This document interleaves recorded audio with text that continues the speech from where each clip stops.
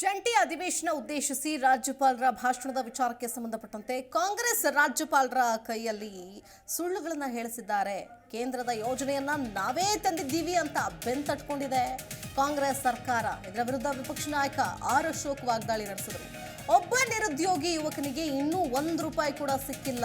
ಈಗಾಗಲೇ ಆ ಯೋಜನೆ ತಂದ್ವಿ, ಈ ಯೋಜನೆ ತಂದ್ವಿ ಅಂತಾರೆ. ಎಷ್ಟರ ಮಟ್ಟಿಗೆ ಸರಿ ಇದು ಅಂತೇಳಿ ವಿಪಕ್ಷ ನಾಯಕರಾದಂತಹ ಆರ್ ಅಶೋಕ್ ಕೂಡ ವಾಗ್ದಾಳಿ ನಡೆಸಿದರು. ಒಂದ್ ಕಡೆ ಮಾಜಿ ಮುಖ್ಯಮಂತ್ರಿ ಬಸವರಾಜ ಬೊಮ್ಮಾಯಿ, ಮತ್ತೊಂದು ಕಡೆ ವಿಪಕ್ಷ ನಾಯಕರಾದಂತಹ ಆರ್ ಅಶೋಕ್ ಕೂಡ ಈ ಒಂದು ರಾಜ್ಯಪಾಲರದ ಭಾಷಣದ ವಿಚಾರಕ್ಕೆ ಸಂಬಂಧಪಟ್ಟಂತೆ ಕಿಡಿಕಾರಿದ್ದಾರೆ.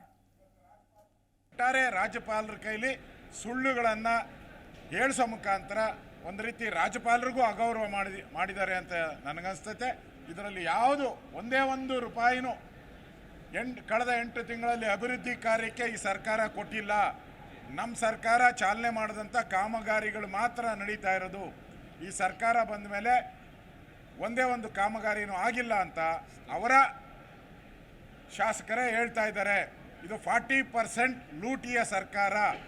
ಕೆಂಪಣ್ಣ ಈಗಾಗಲೇ ಹೇಳಿದ್ದಾರೆ, 40% ಲೂಟಿ ಕಮಿಷನ್ ಸರ್ಕಾರ. ಇಷ್ಟು ಕೂಡ ಇವತ್ತು ರಾಜ್ಯಪಾಲರ ಭಾಷಣದಲ್ಲಿ ಸುಳ್ಳುಗಳನ್ನು ಹೇಳಿಸಿದ್ದಾರೆ ಅಂತ ಅನಿಸುತ್ತೆ. ಒಟ್ಟಾರೆ ರಾಜ್ಯಪಾಲರ ಕೈಲಿ ಸುಳ್ಳುಗಳನ್ನು ಹೇಳಿಸೋ ಮುಖಾಂತರ ಒಂದು ರೀತಿ ಜಿ ಕನ್ನಡ ನ್ಯೂಸ್ ಈಗ ನಿಮ್ಮ ಮನೆಯಲ್ಲೇ ನೋಡಿ. ಎಲ್ಲ ಕೇಬಲ್ಗಳಲ್ಲಿ ಈಗ ಲಭ್ಯ.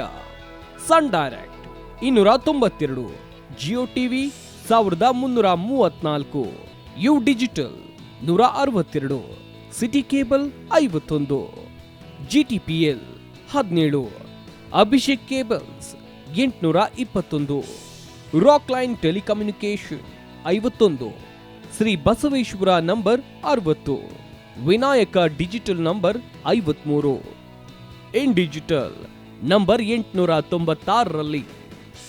ನಿಮ್ಮಿಸ್ತದ ಜಿ ಕನ್ನಡ ನ್ಯೂಸ್ ನೋಡಿ ಆನಂದಿಸಿ.